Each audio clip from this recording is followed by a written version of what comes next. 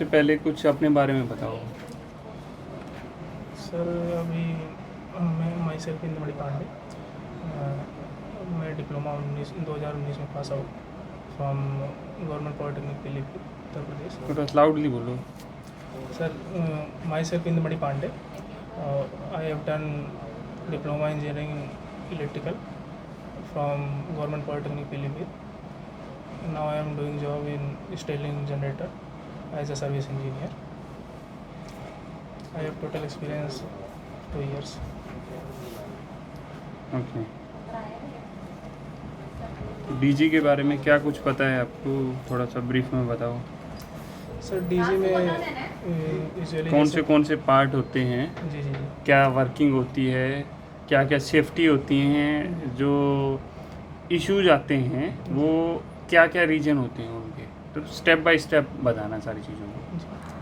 Sir जैसे parts पे हम कहते हैं तो हमारा डीजी जो है 4 स्टोक पर वर्क करता है। फ्यूल इनटेक और कंप्रेस, पावर, एग्जॉस्ट। तो इनटेक का जो प्रोसीजर होता है हमारा, जब मेन जो लाइन होता है, मेन टैंक्स हमारा वाटर सेपरेटर में आता है, फिर उसके बाद फ्यूल फिल्टर में आता है, फ्यूल फिल्टर के बाद ल्यूब ऑयल फिल्टर, फिर ऐसे होते हुए कैसे दोबारा बताना। मेन टैंक, वाटर सेपरेटर, कौन से किस चीज़ का मूवमेंट होता है? डे टैंक ऑयल का, डीजल फ्यूल का जी, ठीक है। डे टैंक, फिर हमारा फ्यूल फिल्टर होता है सर। फ्यूल फिल्टर क्या करता है? फ्यूल फिल्टर हमारा जैसे फ्यूल में कोई रस्टिंग या गंदगी या कुछ ऐसा है तो उसको फिल्टर कर देता है, उसको आगे मूव करता है। तो हमारा पीटी पंप रहता है। वाटर सेपरेटर नहीं होता? वाटर सेपरेटर फ्रंट में पहले रहता है सर। फ्यूल पार्ट बताया नहीं है ना? बताया था सर, सॉरी जी। ठीक। वाटर सेपरेटर हमारा वर्क जो है वाटर को सेपरेट करने का काम करता है। मान लीजिए आपके टैंक के अंदर पानी आएगा कहाँ से, क्यों ज़रूरत पड़ेगी वाटर सेपरेटर की? मान लीजिए सर जहाँ से हम डीजल मंगाते हैं तो मान लीजिए कभी चेक करने में कुछ मिसिंग हो जाता है या कुछ हो जाता है तो हमारा जो मेन टैंक होता है उसमें आ जाता है, तो उसके थ्रू हम डे टैंक में लेते हैं अपने ऑयल। और क्या रीज़न रहता है, और क्या रीज़न होता है कि हमारा जो ऑयल है जी कभी सर जैसे ऑयल पानी आने का और क्या रीज़न? हीट होके जैसे मॉइस्चर वगैरह बन जाता है कुछ। कैसे हीट कैसे होगा? हीट होकर तो आग लग जाएगी। नहीं सर, जैसे नॉर्मल टेम्परेचर जैसे रहता है, कुछ मॉइस्चर बन जाता है हल्का फुल्का जो रहता है, तो उसको फिल्टर करने का वर्क करता है। ओके ठीक है। हमारा सेपरेटर के आगे चलो फिर। सेपरेटर, फिर उसके बाद फ्यूल फिल्टर में आता है सर। फ्यूल फिल्टर के बाद हमारा पीटी पंप होता है जो फ्यूल को मूव करता है आगे। पीटी पंप क्या होता है? What is the PT pump? PT pump sir pressure pump होता है जो फ्यूल को आगे मूव करता है। Pressure timing pump? Pressure timing पर, यस सर। जो मतलब 250 से 300 बार मतलब इसका प्रेशर रहता है। और वो आगे प्रेशर करता है। फिर एक्चुएटर हमारा होता है।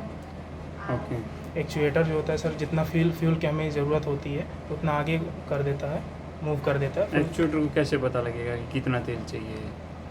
सर अकॉर्डिंग टू लोड हमारा जैसे सिस्टम चलता है, अकॉर्डिंग टू लोड ऑटोमेटिक वो एक्चुएटर मूव करता है सर। कौन एक्चुएटर को कमांड कहाँ से आती है?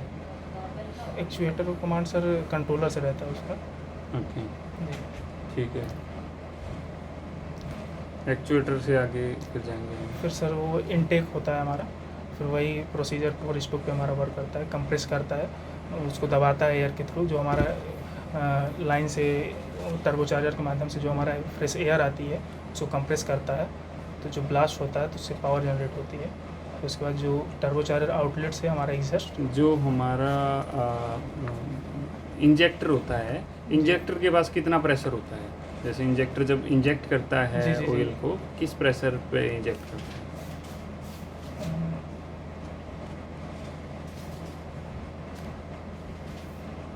प्रेशर सर उसका क्लियर आउट नहीं है, बट मैक्सिमम होता है सर। ओके।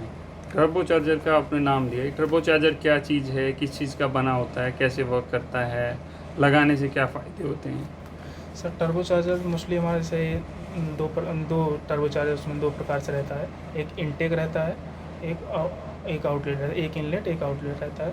तो जो हमारा फ्रेश एयर आती है तो टर्बोचार्जर दोनों अलग अलग लगे रहती हैं? जी दोनों एक ही लाइन में रहते हैं। पहले वो रहता है, फिर दूसरा एग्जॉस्ट के साथ हमारा आउटलेट लगा रहता है। तो जब हमारा एयर मेन आती है एयर चार्जर के थ्रू ठंडी होकर, तो वो डीजी के अंदर एयर को आरपीएम, उसका मैक्सिमम आरपीएम होता है, आरपीएम कैसे चलता है वो? जी सर, चलेगा कैसे? टर्बो चार्जर चलता कैसे है? क्लॉकवाइज चलता है सर। नहीं, उसको मतलब मोटर लगी रहती है, कैसे चलता है? उसको कौन चलाता है मोटर और टर्बो चार्जर को? वो मैकेनिकली सर चलता है, वो ऑटोमेटिक। नहीं, ऑटोमेटिक तो चलेगा। उसकी फंक्शनिंग कैसे है? फंक्शनिंग उसके साथ किसी की बेल्ट जो के साथ जुड़ा रहता है, या उसके साथ में अलग से एक मोटर सी लगा दी जाती, कुछ तो चलेगा ना, ऐसे तो अपने आप तो चलेगा नहीं, कुछ तो रोटेटिंग लॉजिक। सॉफ्टवेयर रहता है सर, वो हाँ? रोटेट करता है, रोटेटिंग सॉफ्टवेयर रहता है वो, ओके और तो उसी को रोटेट करता है सर। ओके। जी तो कितना आरपीएम होता है उसका? सर, मैक्सिमम सर 1,20,000 तक जाता है। स्टार्टिंग इनिशियल उसका 40,000 से स्टार्ट होता है। ओके जी ठीक है। टर्बो चार्जर में आपने बताया कि 2 टर्बो चार्जर होते हैं, एक इनटेक का, एक आउटटेक का, और टर्बो चार्जर को चलाने के लिए हमें वो किसी चीज़ से जुड़ा रहता है, इसलिए वो चलता है। यस। ठीक है। फ़ायदा क्या होता है टर्बो चार्जर का? सर फ़ायदा इसमें यह है, जैसे हमारा फ्रेश एयर अंदर आने के लिए, फ्रेश एयर एक इनटेक, आउटलेट के लिए जैसे हमारा कोई भी चीज़, जैसे पावर जनरेट होता है तो कुछ गंदगी या कुछ एग्जस्ट टाइप्स रहता है, तो उसको बाहर निकालने के लिए उसका मैक्सिमम आरपीएम होता है, जिससे वो पावर के थ्रू ऊपर निकाल देता है हमारे डीजी, जिससे हमारे डीजी को कोई नुकसान ना आए। और क्या फ़ायदा होता है? इकोनॉमिकली क्या फ़ायदा होता है? इकोनॉमिकली ये है सर कि इफ़िशियंसी हमारी डीजी की अच्छी रहती है। कैसे? जैसे ज़्यादा रस्टिंग वगैरह उसके अंदर नहीं रह पाएगा, एग्जस्ट नहीं रहेगा, रस्ट तो अंदर कहाँ पे रहेगा? रस्ट तो हो ही नहीं सकता कहीं नहीं, पे। जो एग्जस्ट जो चीज़ें होती है सर, हम्म। उसके अंदर प्रॉपर वो क्लियर आउट करता रहेगा, तो अंदर से इंटरनली मैकेनिकली कुछ हमारे डीजी को प्रॉब्लम नहीं करेगा। कितना % फ़ायदा होता है हमें इससे? सॉरी ओके, मेन बताऊँ सर कुछ? कोई नहीं, बाद में बताना, इनसे पूछ लेते हैं पहले। ठीक है, ये अपना टर्बो चार्जर का पूरा अपने कंप्लीट कर दिया है। ठीक है। Full stop cycle. इसके बाद में हमारा जो ल्यूब ऑयल होता है वो कहाँ से घूमता है, और ल्यूब ऑयल से क्यों ल्यूब ऑयल डाला जाता है उसके अंदर, जी। कौन सा ल्यूब ऑयल हम डालते हैं? सर ल्यूबैल अभी जो है 15W40 हम लोग उसमें यूज़ करते हैं। मतलब क्या होता है 15W40, 15W20, मतलब कैसे, क्या होता है इसमें, क्या ऑयल में क्या डिफरेंस होगा दोनों में? सर ये हमारा ल्यूबैल जो होता है नॉर्मल हल्का ल्यूबैल होता है, ये ओके ट्रांसपेरेंट होता है। जब ये हमारा डीजी चलता रहता है तब ये इसमें, और नॉर्मल उस तरह ल्यूबैल होता है तो लोग कहते हैं गाढ़ा रहता है, लुब्रिकेट ज़्यादा रहता है, और फिर बाद में वो तो इसमें जस्ट अपोजिट होता है सर। ये हमारा चलते चलते इसमें लुब्रिकेशन बढ़ता है, ओके तो ये ठीक है। जो हमारा ये ल्यूब ऑयल होता है वो रनिंग कहाँ से करता है? अभी ये क्यों लगाते हैं वो तो नहीं बताया आपने, ल्यूब ऑयल का यूज़ क्यों करते हैं? भाई वी यूजिंग ल्यूबैल सर हमारा जैसे जो मैकेनिकल पार्ट्स होते हैं उसमें लुब्रिकेशन प्रॉपर मेंटेन रहे, जिससे हमारे रस्टिंग वगैरह उसके अंदर ना आ पाए, फ्रिक्शन ज़्यादा ना हो, जिससे हमारे डीजी को कोई मैं problem डीजी ना ल्यूब ऑयल कम हो गया तो क्या होगा? मेरा लेवल लो लेवल के मैंने चेक किया, लो से तो भी हमारा नीचे आ सर रहा है। डीजी जब सब लोड पर चले गया चलता रहेगा तो हीट का उसमें रिस्पांस करेगा, ल्यूबैल लो होने पर ओके हीटिंग का भी प्रॉब्लम ज़्यादातर आएगा सर। ओके। तो जो कूलेंट हाई टेम्परेचर कूलेंट दिखाएगा, क्या क्या दिक्कत आएगी? सर अगर ल्यूबैल हमारा लो है तो ल्यूबैल लो का भी आएगा, उसके बाद हमारा कूलेंट टेम्परेचर हाई का अलार्म आ जाएगा सर। ओके उसका पाथ मतलब किस किस पाथ से होकर गुजरता है लूब ऑयल, किस किस कंपोनेंट में? सर वो ल्यूबैल हमारा जैसे इसमें हेड रहता है, हमारा हेड जो इंजेक्टर रहता है उसमें भी आता है। फिर उसके बाद हमारा ऑयल कूलर रहता है साइड में, जो उसको ठंडा करता है कूलेंट के थ्रू, तो वैसे सर उसका प्रोसीजर है। ओके। प्रॉपर नहीं बता कि ये पहले पिट से उठेगा, यहाँ जाएगा, ऐसे ऐसे कुछ होता है, 4 5 6 जगह चलता है वो पूरा। सर मेन हेड के सर इंजेक्टर कूलेंट है, कूलेंट का क्या यूज है? कूलेंट ही क्यों यूज़ करते? कूलेंट की जगह पानी यूज़ क्यों नहीं करते? सर कूलेंट का सबसे क्वालिटी है सर, ये कहीं मतलब जमता नहीं है, मैक्सिमम 0 टेम्परेचर भी हो जाएगा तो ये जमता नहीं है, और ये मैक्सिमम हीट एब्जॉर्ब करने की क्षमता रखता है, और ये जल्दी जैसे हमारा वाटर होता है ज़्यादा हीट होता है तो हमारा भाप के थ्रू उड़ने की संभावना होती है, तो ये भी रहता तो है। वो डाल देंगे पानी, कूल पानी तो फ्री का आ रहा है मेरे को, नहीं सर, पानी तो मेरे को फ्री का है, उड़ेगा तो वो डाल देंगे, हम कोई दिक्कत जी, नहीं है जी, उसमें। जी। बट कूलेंट में इतना खर्चा क्यों करना है, एक्स्ट्रा खर्चा इफ़िशियंसी इसकी अच्छी होती है सर। किस तरह से? सर कूल हमारा अगर मान लिए कभी टेम्परेचर ठंडी का सीज़न है या कुछ है तो टेम्परेचर घटता भी है तो हमारा वाटर जो है जमने की संभावना होती है। ये हमारा जो है जम नहीं सकता, कभी 0 डिग्री से कम भी हो जाएगा तभी हमारा। इंडिया में तो कहाँ जीरो होना है, इंडिया में तो कुछ होना ही नहीं है। नहीं सर। हम्म। जो हमारा क्या बोलते हैं, कूलेंट होता है, जी कूलेंट जब मूव करता है जैसे, तो कहाँ मूव करता है, और इसमें एक थर्मोस्टेटिक वॉल भी लगा रहता है, जी जी। पता है? हाँ वो सर जैकेट वाल टाइप्स होता है सर, जैकेट वाल उसको बोलते हैं। ओके, क्या काम करता है? सर वो जब हमारा डीजी टेम्परेचर होता है कि एक ऐसा टेम्परेचर पे आता है वो एज जैसे 75 to 80 के लगभग उसका टेम्परेचर जाने लगेगा तो वाल खोल देता है जिससे कूलेंट हमारा उधर ठंडा होकर रेडिएटर के थ्रू सर्किल उसको चलता रहता है सर। ओके, तो कूलेंट जो पंप रहता है वो कैसे चलता है? कूलेंट पंप भी तो सर्कुलेट करेगा, तो कैसे वो सर्कुलेट होता है?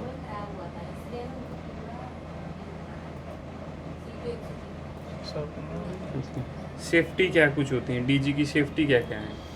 सेफ्टी में सर इसका मेन हमारा कूलेंट टेम्परेचर नॉर्मल होना चाहिए और ल्यूबाइल लेवल होना चाहिए। ल्यूबाइल प्रेशर हमारा रहना चाहिए लगभग 2.5 किलोग्राम पर सेंटीमीटर स्क्वायर से 7 किलोग्राम पर सेंटीमीटर स्क्वायर। Okay. और आरपीएम डीजी का जो हमारा प्रॉपर रहना चाहिए 1500 आरपीएम, फ्रिक्वेंसी मेंटेन रहनी चाहिए। ठीक है। जो आपने बताया हाई टेम्परेचर की सेफ्टी है जो हमारी, जी। वो कितने पे होती है? High temperature safety sir 80-85 setting रखते हैं अलार्म की, 95 ट्रिपिंग। यानी कि दो मतलब सेटिंग, उसकी दो सेटिंग होती है, एक पहली अलार्म की, दूसरी tripping. Yes sir. Okay, 80 to 85 alarm की सेटिंग होगी, ट्रिपिंग कितने पे देते हैं? 95 सर। जैसे कि ये मैं आपको जो बता रहा हूँ क्यूमिंस जनरेटर के लिए ये मैक्सिमम। तो Okay. अभी जो मैं जिस डीजी पर वर्क करता हूँ हम्म, जैसे परकिंस हो गया हमारे पास और एमटीयू का डीजी सेट है तो उसमें हम लोग 95 पे सेटिंग रखते हैं और 102 पे ट्रिपिंग रखते हैं। सेटिंग कैसे करनी पड़ती है, मैनुअली होती है या नहीं कुछ? सर, वो कंट्रोलर के थ्रू, उसमें जैसे हमारे पास डिप्सी कंट्रोलर है तो उसके थ्रू सिस्टम लगा के हम। कंप्यूटर से करते जी। हैं? और जो लो ल्यूबल और L O P and high pressure, वो क्या सेफ्टी होती है, कैसे काम करती है? सर वो हमारा उसके लिए भी एक सेंसर लगा रहता है लो प्रेशर के लिए। उसको जो हम लोग बोलते हैं मतलब उसको सेंसर ही होता है सर, उसका वीडियो सेंसर बोलते हैं उसको हम लोग अपने फॉर्म में। तो वो ल्यूबैल के जस्ट ऊपर ही साइड में लगा रहता है। तो वो जब मान लीजिए कभी ल्यूबैल लो होता है तो अलार्म आता है, या हाई होता है तो उस टाइप का अलार्म आता है। लो क्यों होगा, हाई क्या होगा? लो के लो- क्या रीजन है, हाई के क्या रीजन है? सर मैक्सिमम लो का ही आता है उसमें जो भी है, हाई का तो ऐसा कुछ नहीं है। क्योंकि उसमें हम जब ल्यूबैल सर्विस के समय डालते भी हैं तो उसमें स्टिक में हमारा मैक्सिमम रहता है तो उसी के थ्रू हम लोग डालते हैं। तो लो का उसमें जब एक मीडियम, वो तो लो तो एक लेवल हो गया, एक लो Level. ल्यूबल प्रेशर। लो ल्यूबल प्रेशर है वो किस वजह से, ल्यूबल कम होने की वजह से आता है? ल्यूबैल प्रेशर कम होने रीजन में सर अभी तक जो हम लोग को फॉल्ट मिलता है ज़्यादातर हमारा सेंसर में ही प्रॉब्लम माल फंक्शनिंग करता है या कुछ करता है तभी वो सब प्रॉब्लम। आरपीएम है, आरपीएम बढ़ रहा है मेरा, जी जी। मैंने डीजी चला दिया, डीजी हंकिंग कर रहा है कभी कम ज़्यादा, तो क्या रीजन हो सकता है? सर वो आरपीएम पे ही मैटर करता है, या तो आरपीएम हमारा कम जा रहा है या तो कमीशनिंग के टाइम कुछ इंस्टॉलेशन में प्रॉब्लम। नहीं, सब कुछ सही चल रहा था, बट आज मैंने डीजी चलाया लोड पे तो हमिंग कर रहा है, कभी लोड बढ़ रहा है, कभी कम हो रहा है, मतलब वो जो आरपीएम है वो फ्लक्चुएट हो रहा है। आरपीएम फ्लक्चुएट होता है या तो सर उसको प्रॉपर एवीआर के थ्रू प्रॉपर वोल्टेज नहीं मिल रही उसको, इसी वजह से जनरेट नहीं कर पा रहा है, तो ये भी प्रॉब्लम हो सकती है। ओके, और डीजी में हम जैसे डीजल चलाते हैं डीजी को, तो कौन सा स्मोक सबसे बढ़िया रहता है? कौन से तरह के स्मोक आते हैं और क्या रीजन होता है उनका? सर एक स्मोक तो नॉर्मल स्मोक जो हमारा सबसे बढ़िया रहता है, वाइट, हल्का वाइट कलर रहेगा, धुंधला धुंधला, तो उससे हमारा ये है कि हमारा स्मोक नॉर्मल है। जब का अगर कोई ज़्यादा फॉल्ट है या कुछ अंदर से कुछ मैकेनिकल प्रॉब्लम है ज़्यादा, तो स्मोक हमारा काफ़ी ब्लैक हो जाएगा, काफ़ी काला। जैसे किस फॉल्ट में आएगा ब्लैक? या तो हमारा सर प्रॉपर फ्यूल नहीं मिल रहा है हमारे डीजे को, जैसे इंजेक्ट नहीं कर पा रहा है, अंदर ही अंदर वो ही और स्मोक निकाल रहा है, तो ये भी प्रॉब्लम हो सकता है जी। और वाइट स्मोक आ रहा है तो बिल्कुल वाइट स्मोक हमारा सर नॉर्मल है, जब हम लोग डीजी सर्विस वगैरह करते हैं तो हमारा प्रेशर वगैरह बन जाता है उसमें, डीजी में आ जाता है, जैसे एयर वगैरह आ जाती है वो सब, तो सर स्टार्टिंग वो थोड़ी देर चलेगा, फिर उसके बाद धीरे धीरे सही हो जाएगा सर। ओके। ये ए चेक, बी चेक, सी चेक, डी चेक जो हम करते हैं डीजी के, ये कितने कितने दिन में करते हैं और क्यों करना ज़रूरत है? मतलब मेरा बी चेक है, वो कितने दिन में होना चाहिए और उससे डिले हो जाता है तो क्या दिक्कत हो सकती है उससे डीजी में? सर मेन इसमें दो तरीके से हम लोग करते हैं पीछे। एक तो 350-380 घंटा या हम लोग घंटे पे करते हैं, या तो कस्टमर को रिकमेंड करते हैं 6 मंथ पे करने के लिए। तो एक उसका सर हेल्थ चेकअप के लिए रहता है वो पीछे, जिससे हमारा सिस्टम हेल्दी रहे। और जब 350-380 घंटे चल जाता है तब तो मस्ट हो जाता है, क्योंकि फिर उसमें ल्यूबैल का भी लो होने लगता है, कूलेंट भी लो होने लगता है कुछ। कोई नहीं, टॉपअप कर देंगे वो तो हम। अगर मेरा लूबल कम हो गया है मैं तो टॉपअप कर दूंगा, कोई फ़र्क थोड़ी पड़ रहा है। फिल्टर में भी प्रॉब्लम आ सकती है सर, फिल्टर में क्या हम लोग चेक करते हैं, क्या फ़िल्टर में क्या प्रॉब्लम आएगी? चौक हो सकता है या कुछ हो सकता है। फिर तो फ़िल्टर चेंज कर दें। जैसे जो फ़िल्टर मेरा चौक हो गया, चौक किस कंडीशन में होगा? चाहे तो मेरा ल्यूबल गंदा है या कुछ है, अगर ल्यूबल फ़िल्टर की बात करें तो ज़्यादा हो चल जाता है तो हमारी इफिशियंसी भी कुछ डीजी कम हो जाती है, तो उसको मेंटेन करने के लिए हम लोग सर्विस कराते हैं। ओके। मेन तो सर विस्कोसिटी उसकी डाउन हो जाती है ना सर, गाढ़ा हो जाता है ना। और ल्यूबैल भी हमारा सर से काफ़ी गाढ़ा हो जाता है। ओके। ये डीजी सेट कंट्रोल इन एएमएफ पैनल क्या होता है ये? ऑटोमेटिक मेन फेल्योर होता है सर हमारा डीजी, जिसमें पीएलसी लगाया जाता है, सिंक्रोनाइज हम लोग जो करते हैं, तो हमारा एमएफ पैनल। ओके। जो सिंक्रोनाइज करते हैं दो तरह से होता है, एक ऑटो में होता है, एक मैनुअल में होता है। तो मैनुअल सिंक्रोनाइजिंग मुझे करना है तो क्या कुछ ध्यान रखना पड़ेगा, कैसे करेंगे उसको? मैनुअल सिंक्रोनाइज नॉर्मल करने के लिए तो हमें सर प्रॉपर उसमें वोल्टेज कॉमन होना चाहिए, फ्रीक्वेंसी कॉमन होना चाहिए, फेज डिफरेंस भी हम लोग चेक करते हैं, फेज डिफरेंस हमारा नॉर्मल होना चाहिए, तो जिससे हम सिस्टम को सिंक्रोनाइज कर सकते हैं। पहले ये हमारा इंडिकेशन होता है कि हम ये चेक कर लें कि ये हमारा प्रॉपर है कि नहीं। फिर उसके बाद फिर अगर हम कंट्रोलर से फिर डीजी को बाई वन स्टार्ट करते हैं, अगर मैनुअली कर रहे हैं तो फिर उसके बाद हम मैनुअली अलग अलग ब्रेकर लगाते हैं। ओके। फिर उसमें लोड जैसे हम डालते जाते हैं ऑटोमेटिक सिंक्रोनाइज पीएलसी के थ्रू हो जाता है सर। पीएलसी में कभी कुछ किया है काम? नहीं सर। नहीं।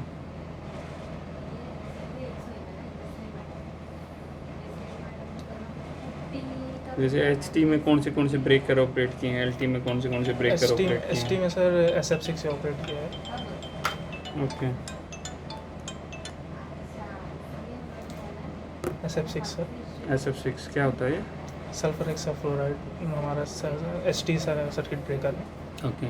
सर, ST में रहता है। और हमारा LT में ACV sir, okay. Air circuit. Okay okay. तो कैसे काम करता है, मतलब एचटी में जो सल्फर हाइड्रोक्लोराइड जो बता रहे हैं यहाँ पे, वो मतलब क्यों सर, डालते हैं, वो हमारा क्या सर, चीज़ है? जैसे हमारा सर जब ब्रेकर ट्रिप होता है तो जो आर्क उसमें जनरेट होती है, तो उसको ख़त्म करने के लिए जो आर्क हमारा जाए उसके अंदर एक गैस रहती है सर, इलेक्ट्रोनिगेटिव गैस रहती है। तो जब हमारा उसमें फ्लक्चुएट होता है तो काफ़ी आयन के थ्रू उसमें आते हैं, आर्क आती है, तो वो इलेक्ट्रोनिगेटिव गैस उससे मर्ज करके उसको ख़त्म कर देती है सर। Okay okay yes. ठीक है। और जो एसीबी होता है आपने बताया, एलटी का breaker ACB, yes sir. Air circuit breaker, जी वो क्या चीज़ है, कैसे कैसे वर्क करता है? एसीबी क्यों बोलते हैं उसको? सर, वो एयर सर्किट ब्रेकर इसलिए बोलते हैं क्योंकि हमारा भी ऑपरेट एयर के थ्रू ही होता है। कैसे? उसमें भी जब हमारा उसमें सर लिंक टूटता है या होता है तो उसमें जो आर्क जनरेट होती है तो वो एयर के थ्रू उसमें उसको ख़त्म करने के कैसे? उसके अंदर सर एक आर्क चूर लगा रहता है जिससे हमारा उसके अंदर जो आर्क जनरेट होती है तो वो आर्क कई खंडों में उसको बांट देती है जिससे फिर हमारा एयर के थ्रू वो उसको ख़त्म कर देता है सर। एयर रहती है या वैक्यूम रहता है? नहीं एयर वो रहती नहीं है, इन्वायरमेंटल एयर से वो होता है सर। इन्वायरमेंटल एयर उसको बंद कर देती है, बुझा देती है। हाँ सर, मतलब कि उसके का जब वो आर्क चूर जो है उसके कई खंडों में उसको ख़त्म कर देता है तो उसकी मैक्सिमम इफिशियंसी ख़त्म हो जाती है। तो हल्का एयर मेन काम आग चूट का रहता है इसमें, एयर नहीं कि एयर का तो कुछ काम ही नहीं हुआ अगर। नहीं, एयर भी रहता है सर, मेन तो सर मोस्टली हमारा आर्क चूर ही करता है जो उसको ख़त्म मैक्सिमम। एयर तो आग को बढ़ाती है, कम थोड़ी करती है जी। एयर तो आग को बढ़ाएगी। स्पार्क होगा जब ब्रेकर बनेगा या टूटेगा जी तो जो आर्क जनरेट होगी जी यदि एयर प्रेजेंस रहेगी तो वो तो उसको सपोर्ट करेगी ना, थोड़ी देर ना कि उसे ख़त्म करेगी। यदि आपकी कहीं आग जब कोई बनता है या टूटता है ब्रेकर तो उसमें आर्क जनरेट होता है और आर्क को यदि नॉर्मल एयर प्रेजेंस मिलेगी तो वो और ज़्यादा इंक्रीज होगी। ठीक है, एलटी ब्रेकर हो गया तुम्हारा। यूपीएस के बारे में बताओ। यूपीएस में हमारा जो इंडस्ट्रियल में रहता है ऑनलाइन यूपीएस होता है, अनइंटरप्टेबल पावर सप्लाई, जो डायरेक्ट हमारा बैटरी के थ्रू। कितनी तरह की होती है यूपीएस? एक सर ऑफलाइन, एक ऑनलाइन। क्या डिफरेंस है दोनों में? डिफरेंस ये सर, ये हमारा ऑनलाइन कभी इसमें ट्रिपिंग नहीं आती, डायरेक्ट ये बैटरी के थ्रू ही इसमें सप्लाई जाती है, इनपुट वो बैटरी से होते हुए हमारा आउटपुट जाता है। और जो ऑफलाइन होता है हमारा पहले ईवी सप्लाई चलती रहती है उस पर एवीआर के थ्रू, फिर जब वो जाता है तो उसमें माइनर कुछ माइक्रो सेकेंड के लिए उसमें ट्रिपिंग आती है, फिर वो हमारा बैटरी का। ओके। ट्रांसफार्मर ट्रांसफार्मर के बारे में कौन सी कितनी तरह के ट्रांसफार्मर होते हैं, कौन सा ट्रांसफार्मर अच्छा है या क्या कुछ है, थोड़ा सा सर अभी जो हमने वर्क किया है ऑयल टाइप ट्रांसफार्मर पे वर्क किया है, स्टेप डाउन हमारे इंडस्ट्रियल में जुड़ा रहता है। तो सर ये हमारा इलेक्ट्रो मैग्नेटिक इंडक्शन ला पे फैराडे का वर्क करता है और इसमें सर इसकी ज़्यादा इफिशियंसी अच्छी होती है क्योंकि ऑयल पे रहता है। और एक ड्राई टाइप होता है, ड्राई टाइप में सर हमारा केवल वाइंडिंग पे रहता है, उसमें कुछ ऑयल का ऐसा कुछ रहता नहीं है। कुछ ठंडा कैसे करते हैं उसको ठंडा सर उसके लिए ब्लोअर या एयर के लिए ज़्यादातर वो हमारे बिल्डिंग के अंदर उसमें बेसमेंट वगैरह में इसीलिए लगाया जाता है कूलिंग के लिए, उसको हम एयर का प्रयोग करते हैं या कुछ करते हैं उसके लिए ठंडा। और ये अपना जो ऑयल टाइप ट्रांसफार्मर है उसमें क्या सेफ्टी होती है, कैसे कैसे कम? इसमें सर हमारा सेफ्टी एक कंजर्वेटर टैंक की सेफ्टी में आ जाएगा सर, और हाई ओवर वोल्टेज का शॉर्ट सर्किट। ओवर वोल्टेज की सेफ्टी कहाँ लगी रहती है? उसमें सर ब्रेकर के थ्रू अलार्म आ जाता है उसमें सर। ट्रांसफार्मर की सेफ्टी? ट्रांसफार्मर नहीं, transformer sir glucose relay conservator tank हो गया हमारा, और WTI हो गया, OTI हो गया, और सिलिका जेल ब्रीदर के अंदर जो रहता है सर, ये हमारा सेफ्टी। सिलिका जेल कैसे सेफ्टी होगी? तो ऐसे ही लगा देते हैं डब्ल्यू में नहीं सर, उसमें सर जब हमारा सही कंडीशन रहेगा तो ब्लू कंडीशन में रहेगा, और जब मॉइस्चर ज़्यादा उसमें आ जाता है, जब उसकी कंडीशन खराब। सेफ्टी कैसे हुई मतलब वो जानना चाह रहा हूँ। तो ठीक है सर, मान लीजिए मैं हटा दिया, मैंने सिलिका जेल हटा दी, उसकी जगह बजरी डाल दी, जी, उससे क्या होगा? नहीं सर, सिलिका जेल हमारा जो है मॉइस्चर जो बाहर से आ रहा है। बाहर से कैसे आएगा मॉइस्चर? जी, कैसे जाएगा? ब्रीदर के थ्रू, जैसे सर जब उसमें कंजर्वेटर टैंक से हमारा ऑयल कम होता है तो कुछ प्रेशर बनता है, कुछ मॉइस्चर बाहर के एयर के थ्रू जा सकता है तो उसको एब्जॉर्ब कर लेता है सर। जब ट्रांसफार्मर रनिंग फॉर्म में होता है तो जब हीटअप होता है जी, तो ऑयल हमारा एक्सपेंड होगा, जब एक्सपेंड होगा तो उसमें प्रेशर बनेगा सर, तो जो हमारा लेवल बढ़ेगा वो कंजर्वेटर टैंक हमारा उसको मेंटेन करता है, तब जो एयर रहेगी वो बाहर निकलेगी, तो बाहर जाने के लिए भी वो रहेगा। तो जब हमारे सिलिका जेल के थ्रू होकर बाहर जाएगी तो ठीक रहेगी। जब वो हमारा ट्रांसफार्मर बंद कर देंगे, ऑयल ठंडा होगा, तो फिर वो अपना स्पेस फिर से ऑक्यूपाइड करेगी, तो वो सिलिका जेल के थ्रू होके आएगी, तो उसमें मॉइस्चर नहीं आएगा, जिससे हमारे पानी में जो ऑयल रहता है वो सेफ रहेगा, उसमें बाकी वाटर कंटेंट वगैरह नहीं आएंगे, तो वो मॉइस्चर को कंट्रोल करता है। बकोज रिले कैसे काम करती है? बकोज रिले हमारा एज ए प्रेशर पे काम वर्क करता है सर। जब हमारा कंजर्वेटर टैंक और मेन टैंक के बीच में वो रहता है। जब मेन टैंक से ज़्यादा हीटअप होता है जब हमारा ऑयल, तो एक्सपेंड करके जब मूव करता है आगे, तो उसके अंदर उसमें मैकेनिकली का वर्क करती है। इसके अंदर एक मरकरी स्विच रहती है, एक अलार्म रहता है, एक हमारा ट्रिप रहता है। तो जब उसमें आगे बढ़ता है तो उसमें कुछ प्रेशर बनता है जो, तो उस प्रेशर पे वर्क करती है। तो हमारा अगर ज़्यादा हो जाता है तो ऊपर एक मरकरी स्विच रहती है, हमारा इलेक्ट्रोड पे रहती है, प्रेशर के थ्रू वो ऑपरेट होती है। HVAC सिस्टम में चिलर में क्या कुछ? HVAC सिस्टम में हमने heating, ventilation and air conditioning, इस पे हमने चिलर पे एयर कोल्ड चिलर हमने यूज़ किया है, चलाया है। तो इसमें सेफ्टी नॉर्मल LP, HP और वाटर फ्लो स्विच और हमारा प्रेशर वाल रहता है, ये basic. HU sir air handling unit होता है जो चिलर से कॉन्टेक्ट रहता है। तो इसमें क्या है, हमारी फिन्स रहती है, तो चिलर के थ्रू जो एक वाटर आता है एक्चुएटर से होते हुए जो टेम्परेचर सेट रहता है, तो उस पर कॉयल पे आती है, तो हीटअप करके उसमें ब्लोअर रहता है, तो हमारे इन्वायरमेंट में वो ठंडी एयर। PPM क्यों करते हैं, क्या होता है PPM? प्लांट प्रिवेंटिव मेंटेनेंस, जो हमारे सिस्टम होता है उसका मेंटेनेंस रखने के लिए हम मंथली PPM या क्वार्टरली PPM इसे जनरेट करते हैं। अच्छा, SOP के बारे में पता है? SOP क्या होती है? स्टैंडर्ड ऑपरेशनल प्रोसीजर होता है। SOP सर एक जैसे कोई वर्क करने जाते हैं हम लोग, तो एक स्टैंडर्ड फॉर्मेट होता है, जैसे हम किसी सिस्टम को शट डाउन करें, फिर उसके बाद आप खुद PPEs में रहें, तो उसका सर स्टैंडर्ड होता है सर।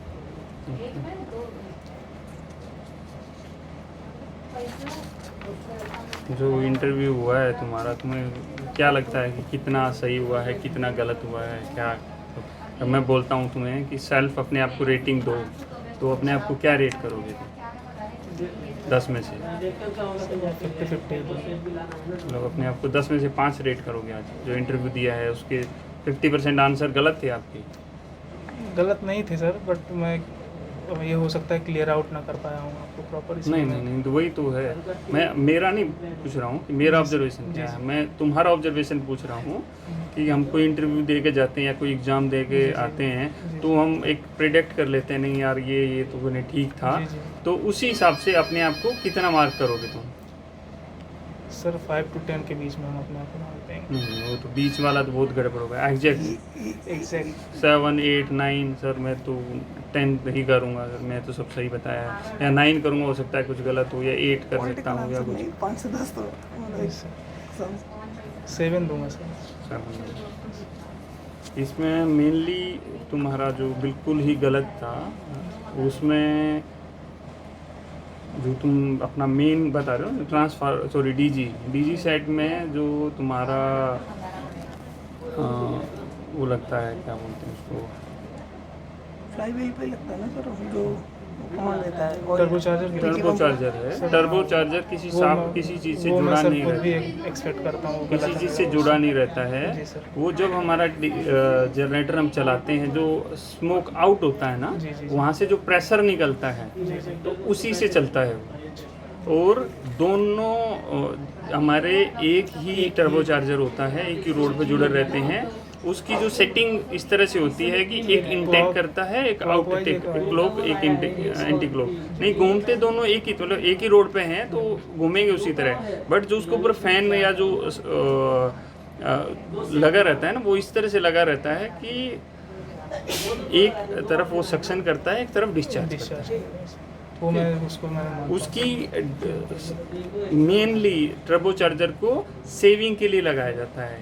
उसको लगाने से जो फ्रेश एयर है ना, एक मैं कहता हूँ कहीं आग जलानी है या कुछ भी है, अगर वहाँ ऑक्सीजन प्रॉपर होगी, प्रॉपर जलेगी, तो जो फ्रेश एयर उसको अच्छी तरह से फुल मात्रा में दे, जो उसके अंदर ऑयल जो डीजल होता है वो प्रॉपर जल जाता है, प्रॉपर जलेगा तो वर्क एफिशिएंसी अच्छी आएगी। तो टर्बो चार्जर का जो यूज हम करते हैं अच्छी एफिशिएंसी के लिए करते हैं। और एक जो है जो सर्कुलेशन होता है उसका प्रॉपर हमें पता होना चाहिए कि भाई कूलेंट है वो कहाँ कैसे सर्कुलेट कर रहा है। जो LP हैं, HP हैं, जितनी भी हमारी सेफ्टियाँ होती हैं उनका हमें रीजन पता होना चाहिए। जैसे मैं बोलता हूँ कि हाई टेम्परेचर की मेरी सेफ्टी आ रही है सर, उसके 5 रीजन हो सकते हैं। अगर आप ऑपरेटर में वर्क कर रहे हो, हाँ जी 5 रीजन हो सकते हैं। क्या सर? X 1 2 3 4 5, मतलब जो आंसर हम देते हैं मतलब बेटर और बेटर कैसे हो सकता है वो। अगर आप कहीं एग्जीक्यूटिव के लिए या और सीनियर पोजीशन के लिए जा रहे हैं तो चीज़ों को बाइफरकेट करके हमें इंटरव्यू देना होता है, चीज़ों को बाइफरकेट करके हमें बताना होता है कि सामने वाला दूसरा चीज़ पूछे ही नहीं। सपोज मैं आप चीज़ें बताते रहे, उनमें से मैं बीच बीच में पूछता रहा, ठीक है, I am satisfy with your interview, सब अच्छा था, बट कुछ चीज़ें हैं थोड़ी सी हमें थोड़ा सा वहाँ फोकस की ज़रूरत है।